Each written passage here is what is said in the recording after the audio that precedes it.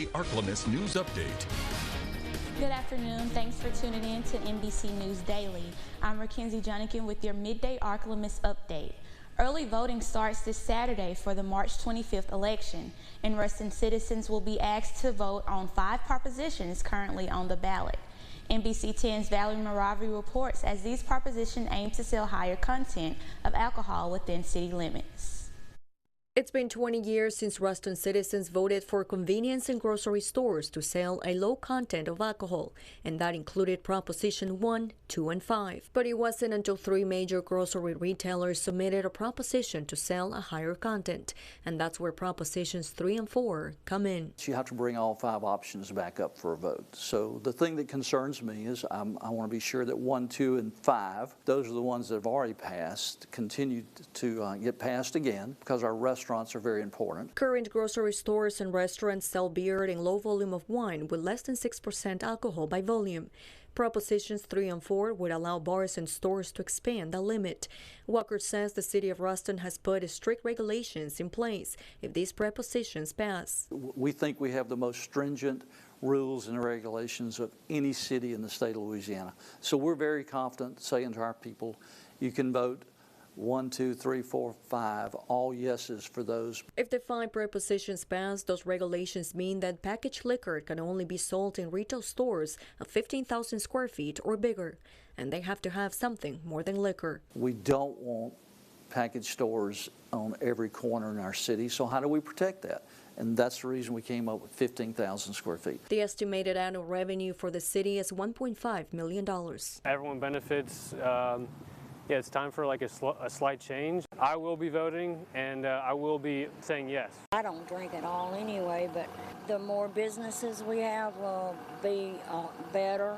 We don't have a whole lot of choices right now. Again, early voting begins this Saturday, March the 11th, and runs through the 18th. Election day is March the 25th. For more details on the 5 propositions, you can head to myarklamiss.com.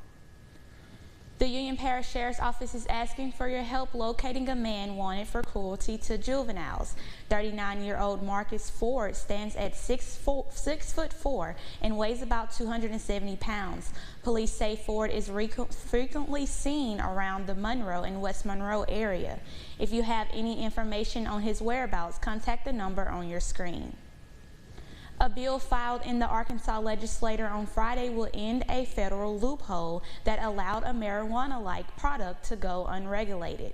Senate Bill 358 will make Delta 8 THC a controlled substance.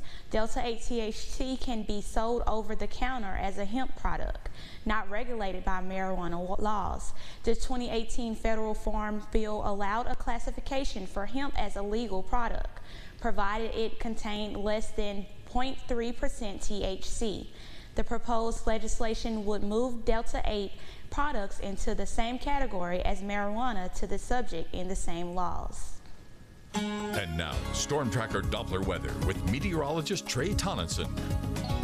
Starting your day off with some slight visibility issues, especially for southern Arkansas. Visibility could get down to a mile, maybe a little bit lower, but the good news is as the day rolls forward, especially mid to late morning, that will burn off, leaving you warmth throughout the afternoon as well. Cloud cover sticking around throughout the day, mostly cloudy to overcast, but there will be a little bit of slight cloud breakage to the midpoint of your day.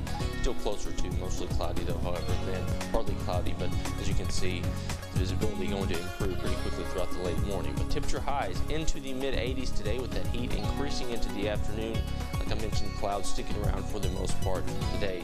A few stray showers are possible with some lingering moisture as well. Moisture kind of sitting in our atmosphere, but for the most part, not everybody will see that rainfall, and more areas than not most likely won't see much, if anything. But on into the evening, we'll actually see those partly cloudy skies. Those clouds break up a little bit, but staying warm into the upper 60s.